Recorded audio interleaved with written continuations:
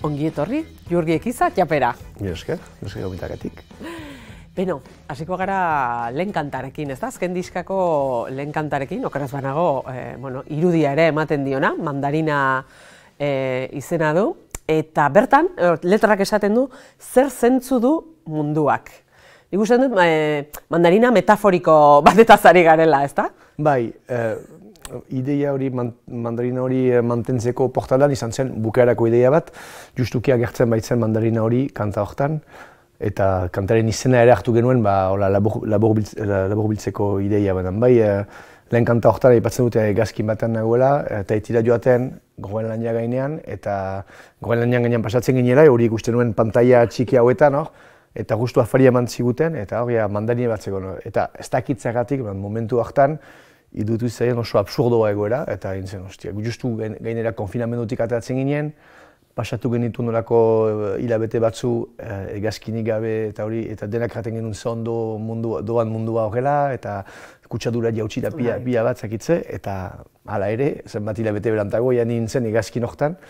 Eta beraz oso absurdoa edo dituzi zaidan, eta momentu berean erakusten zuen sistema baten kontraesanak, eta gero bakoitzaren kontraesanak ere. Ni ere azken finean kontraesan hauetan nintzelako, zenta ni naiz konsientena eta bai nola egan eguneroko bizitzan nahi duena kontutan hartu alde krisi ekologikoa eta nire karbona marka jautsi eta hori, hala ere hartzen nuen hegazkin hori ez.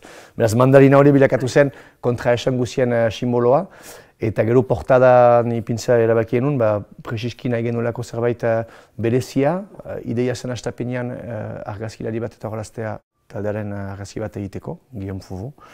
Eta hori zena, eta portada barnean, diska barnean daude argazki hauek.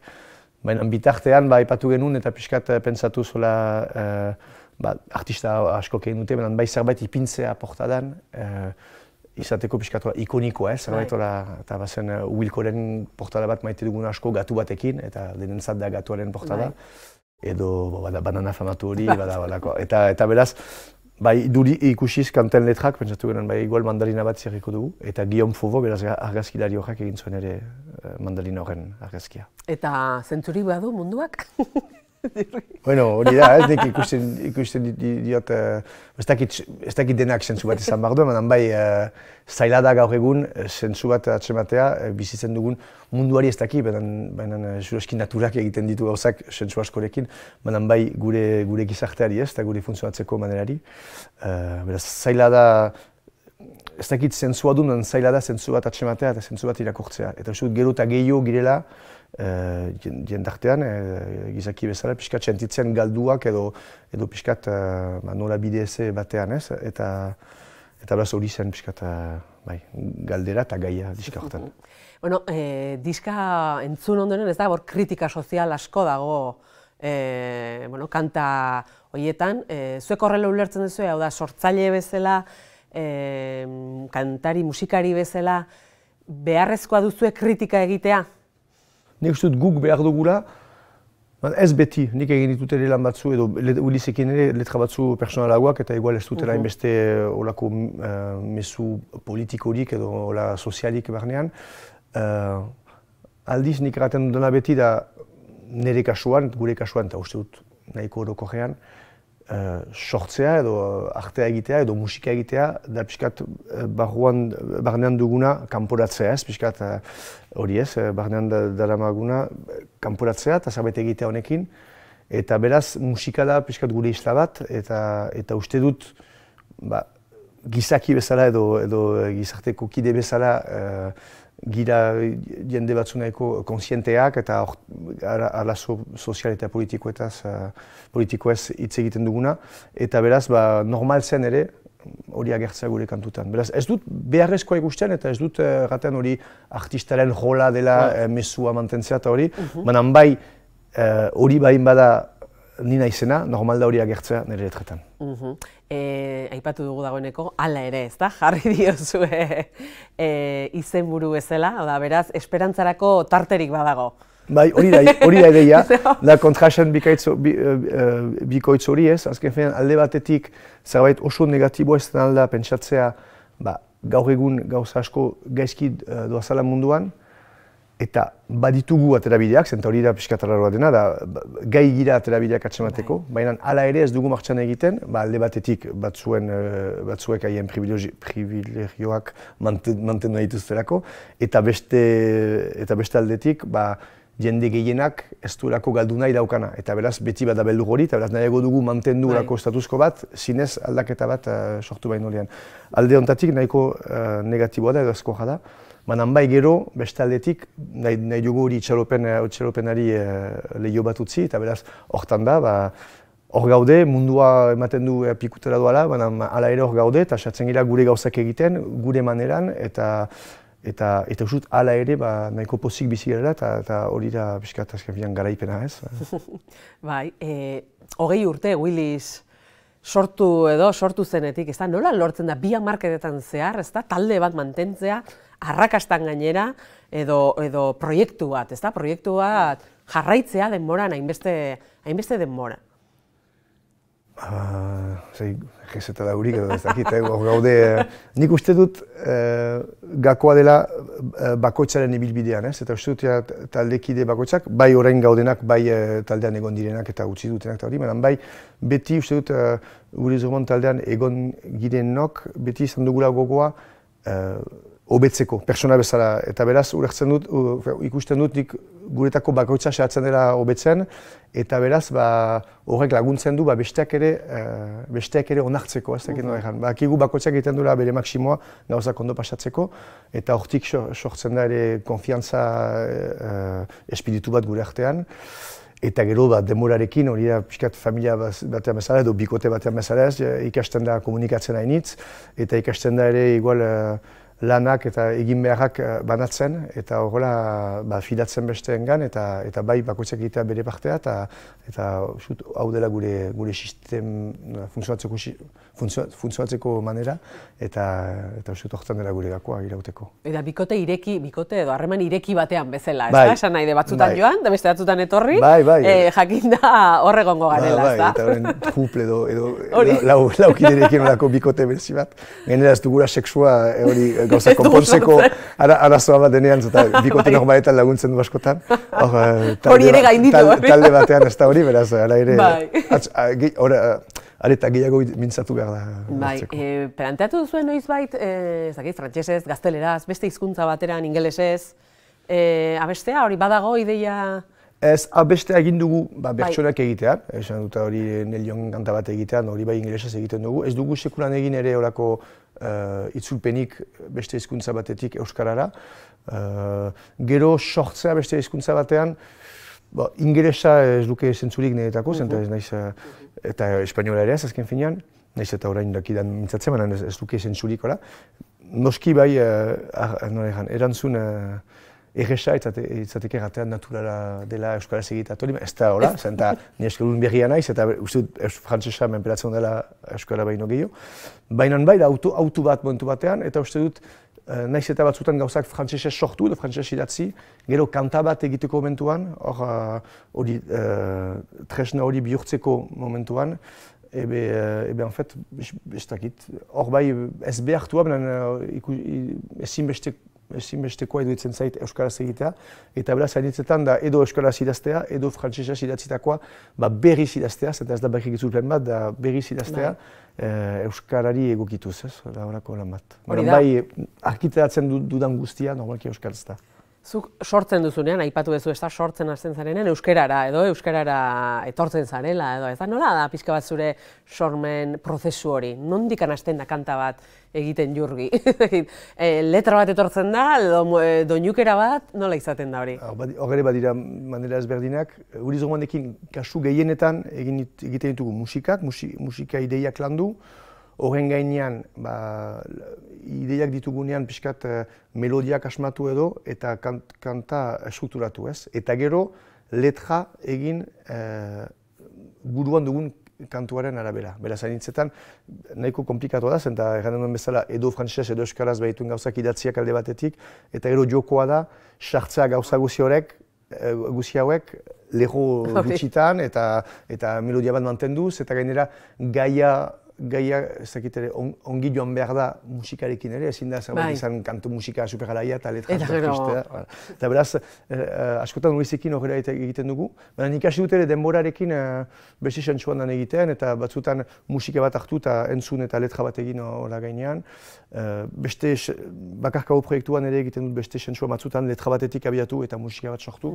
Azken finean, uste dut gakoa dela zerbait etortzen zaizunean apuntatzea, hori istanteko gauzak harrapatzeko, eta gero horrez aparte da denbora pasatzea. Azken finean, nik kasu horretan, Hala Ereren diskoaren kasuan, musikaren grabaketa eta hotsaren grabaketa artean finkatu duten 2 aste, egoteko etxean, deus egin gabe, eta hasi naiz idazten. Gai bat aipatu, iruditzen zait, nik ikusten dut pixkat zerbait kasik psikanalitikoa bezala ez, da zer kartzen du lekua nire bihotzean eta nire buruan momentu horretan, eta hasi idazten vrak batean dena ateratzen den bezala, eta gero berriz lan hori estrukturatzea eta pentsatzea hori joango da musika horretan, hori ez dakitze eta berriz idatzi. Eta batzutan nik neuk ere deskubritzen dut zer nahi nuen esan, eta disko horretan bada ez dugu behar kanta aldi bidez. Nahi nuen idatzi zerbait, hasi nintzen hausnarketa askorekin, nortasun seksuala eta seksualitari buruz, eta gauzak apuntatzen, gauzak irakurtzen eta hori. Eta uste nuen hori buruz egingo nuela kanta, eta azken finean egin dut kantu bat nahiko pertsoala, nire harremanari buruz, azken finean hori ateratzen zelako, beraz, kasu horretan nik dut deskubritu behar nuela kanta bat egin hori buruz. Batzutan ez dakizu, ez da, bideak nora eramango zaituen, eta hor badago, ez da, gauzak ere badago kanta bat, eta hor esaten da, kausetik, ez da? Kausetik gauzak sortzen dira. Batzutan ez da behar. Hori da. Presiski kantu horretan agertzen den lehen esaldia, hori pisuan bazterrak nahasiak dira, eta hori da zinez, prestatu zitzaidan nintzela nire pisuan nire etxean musika bat zulan zen, eta zerbait gehitu eta gitarra bat, teklatu bat, eta momentuetan asatu nuen burua, eta nuen pisu guzia gauzaz betea, eta hortik alputatu nintuen leho hauek, eta beraz, hor ere musika hori sortu dugunean, letra hori nuen parean, eta pentsatu nuen, igual horrek bat egiten aldo honekin, eta gero estribillo bat seman, eta bigarren estrofan pixkat problematika zabalago batera ireki, eta hori zen pixkat ideia, pixkat paraleloan ezartzea, sorkuntza prozesua, eta azken finean bizitza orokorrean, azken finean. Zuri, zerk inspiratzen zaitu? Gauza txikiak egunerokotasunean jartzen duzu begirada, zure bizitzan, aipatu duzu baita ere? Hori da pixkat erratan duen zinetik, dira batzutan eguneroko zerbait, edo egoera bat, mandarinaren aztakitze eta hor aputatzen dut, eta zerbait markatuko dauena. Eta beste batzutan da psikanalia lan hori ez, azken idaztea, nik deskubritzea zer kartzen du lekuan ere buruan, eta hori paper batan edo ordenagailuaren gainean ipini, albestan bat gauza notatu, pentsatu gabe kantutan da, utzi ateratzen gauzak, eta gero batzutan ateratzen da hortik irudi bat, eta irudi hori polita da kantu bat egiteko, eta hortik hasten da. Lan bai, nahiko kaotikoa da nire kasuan, eta ez dutxa. Beste kantu bat badago, bidasoa, gainera, eta hor muga badago, horrek esan nahi asko dauzka, ez da, bidasoak Euskaldunen arteko muga, baina baita ere, askorentzat, azken denboraldi honetan, tamalez, beraien bidaiaren bukaera, ez da, bihurtzen ari dena, ez da. Hor badaukagu, nola sortu zen kanta hori pixka bat, nondikan abiatzen da. Ze Euskaldunen artean ere batzutan, frantsesak. Frantsesak. Eta guiliza, zer dira, frantsesak. Eta eduitzen zait, azken urtetan hori gaizkiago doala. Ez da bakarrik gai horretan, ez dut askotan urtez edo hamarkadez eta hamarkadez eraikitzen den zerbait, berdin 2 hilabetetan desegiten alda ez. Eta uste dut guk aldibidez talde bezala lortu genuen hanbesti jotzen dugu egualdean, muga hori pasatzeak hasi pentsatu gabe. Eta beraz, guretako horre garaipena batzen, eta eduitzen zaigun ez genuela gehiago kontutan hartzen. Eta dola 2 urte iritsi denean lehen konfinamendua, hor muga hori itxi digute, behar lehen aldikotz azken 15 urtetan ez dugu muga pasatu 3 edo 6 hilabetez.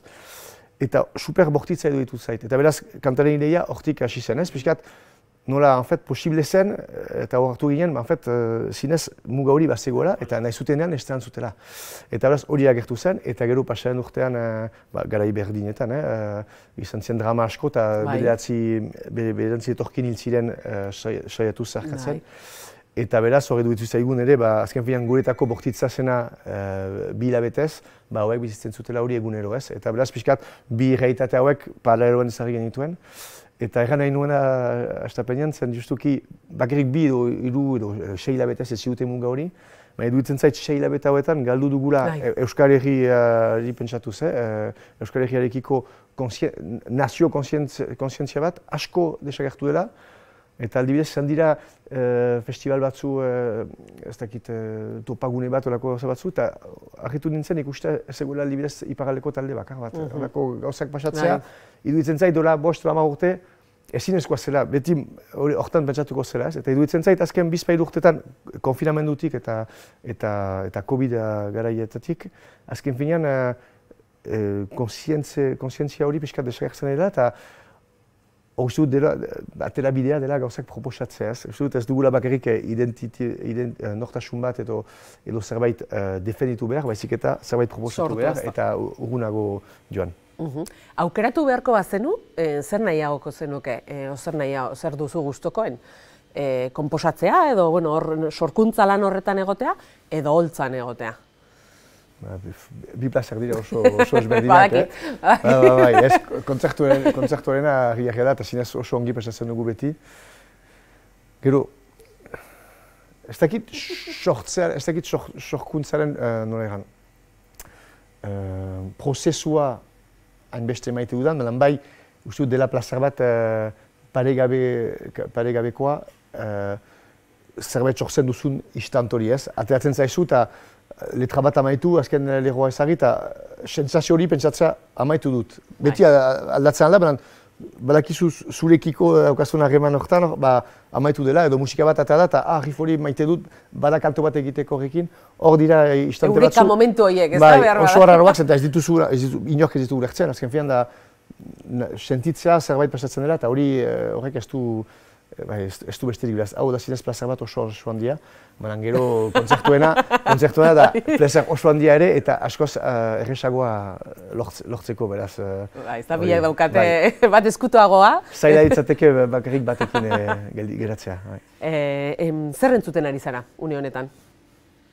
Honi esango dut egia, egia. Bezala eta gazteak bezala musika giren zedu Spotifyen bidez, eta beraz ez ditut mila gauza ezberdin, eta anitzetan gazteei gertatzen zaien bezala orain, ez dakite hor entzuten nahi naiz, kanta ezagutzen du, maite duzu, laikatzen duzu, eta gero entzuten duzu berriro, zure zerrendan duzulako, eta ez duzu denbora hartu ere jakiteko nor den kantatzen ari. Baina bai, gauza internazioetan, nazioarteko artistetan, Kurt Weill entzut asko azken aste hilabetetan, Kurt Weill.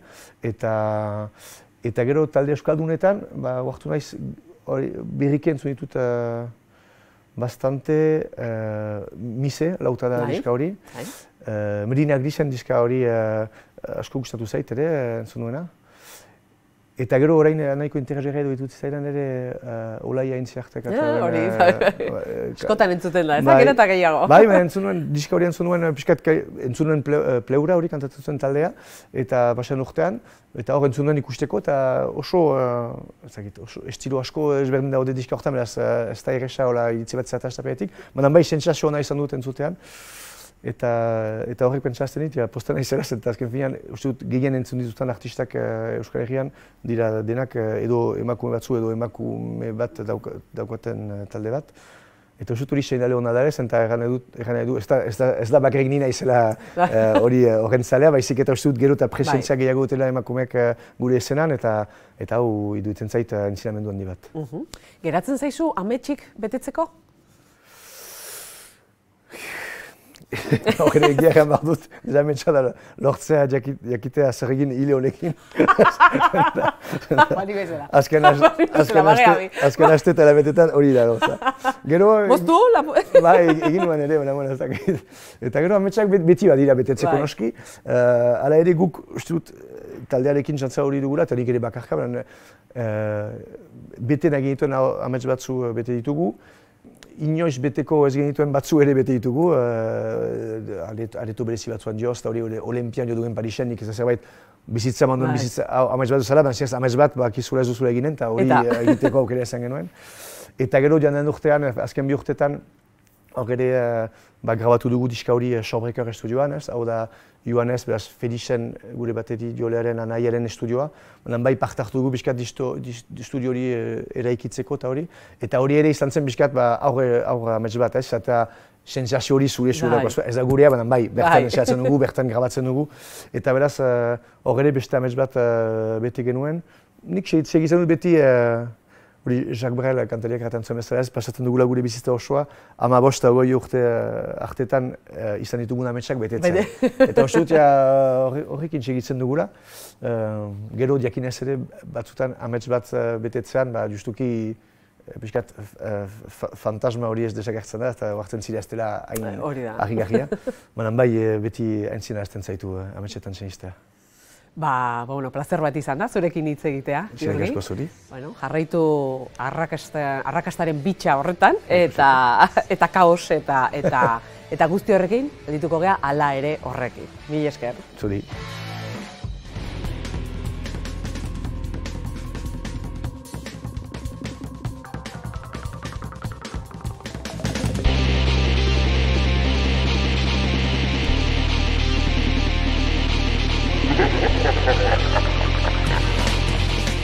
Playbackik egin alduzu inoiz. Gogoitzen naizenez, ez. Talde frantsez bezala orkesten zaituztenean, zer erantzuten duzu? Ez girela euskaldunak, ez girela frantsesak, baizik eta euskaldunak. Eta pena merezi behin badu, luzatzen dugu pixkat esplikatzeko, benen batzutan hori gogoz egiten da, nahiaz egiten da, eta beraz, hobe pasatzea. Kontzertuetan gezurrik ez omen duzu esaten, baina egunerokoan. Zuek sinistu gara ez, baina nik beti diot ez bezala bat ere gezurtia eta normalki errate ditut egiak. Gero badakizkit ere gauzak bizkat hobeto esaten edo forma ematen, baina bai gezurrik ez dut txikulan esaten. Hamaiketako egiteko mandarina edo patata tortilla. Dudarik gabe patata tortilla. Autoa txukun edo kaotikoa duzu. Oso kaotikoa. Hena daukat forgoa eta nik forgoa eramaten dut bai oporretarako, baita lanarako, baita eguneroko bizitzarako. Eta libidez oraintxe bertan etorri baino lehen lagundu dut nire ama etxe bat uste, beraz daukat hor kartoi ez betea. Intimitatean frantsesez aritzen zira, bai, egia errateko nire neska ez da euskalduna, beraz frantsesez ari gira. Kontzertu txarrik eman duzue inoiz, non? Orain denbora asko pasatu dela, lortu dut hitz egitea lortaz, bai lehen urtetan traumatizio bat izan zen, bai behin jo genuen alegiko jaietan uste dut. Eta izan zen denbora bastante prueba eta kontzertu artean, eta moskortu ginen gehiagi, eta iritsi ginen zeratokira, eta ez ginen gai jotzeko, eta jo genitut bizpailu kanta, eta gero gure artean samortu ginen, eta bertan bera egon zen kontzertua beraz. Ez da horretzapen oso ona, baina bederen hortik ere ikasi genuen.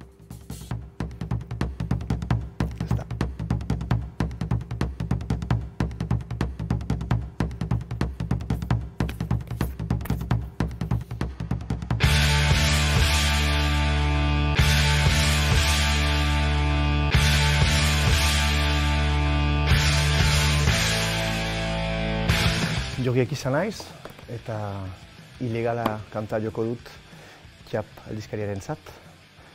Kantu horrek 10 urte ditu, baina uste dut oraindik aktualitatean dagoela.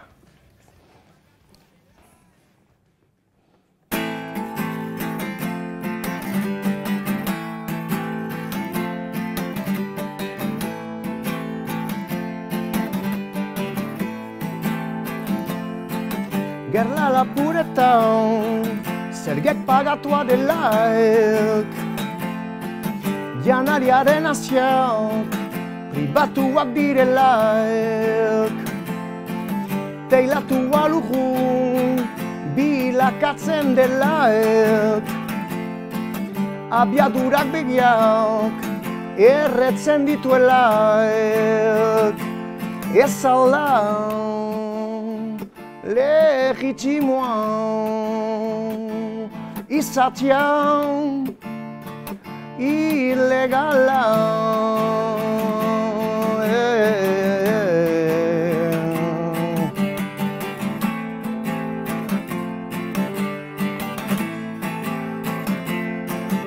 atomoa garbia dela esaten delaek, publizitateak irradiatzen gaituelaek, konpartitzea delitua delaek, legiak zuzen bidea eta pikatzen duelaek, ez alda legitimoa izatea ilegala, ez alda legitimoa izatea ilegala.